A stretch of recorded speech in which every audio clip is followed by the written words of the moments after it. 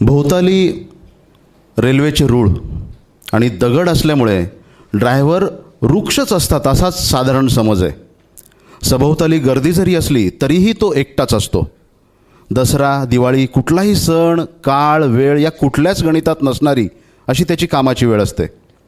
पुलंचा postman आग विझवायला आलेल्या गाडीच्या शिडीवरून वरच्या मजल्यावर पत्र टाकून स्वतःचा निष्कामपणा सिद्ध करत असतो. त्याप्रमाणे आम्ही निष्कामपणे भोवतालच्या कुठल्याही मोहात गुंतून न पडता सतत धावत असतो. मेलगाड्या साधारणपणे रात्रीच चालतात. त्यामुळे जेव्हा हा घरी असतो तेव्हा सारं जग वेगळ्याच दुनियेत असतं आणि हा मात्र मोठ्या कष्टाने स्वतःची झोप पूर्ण करत असतो. परत संसारातल्या मूलभूत जबाबदाऱ्या पार पाडताना थोडासा अवघडलेपणा नकळत याच्या वागण्यात येत जातो. हा ज्या लोकांमध्ये असतो त्यांची दुनियाच वेगळी असते. खूपदा एकाकीपण घेरून येते. आपल्याला इतरांनी वाळीत टाकल्यासारखंही वाटतं. अस्तु.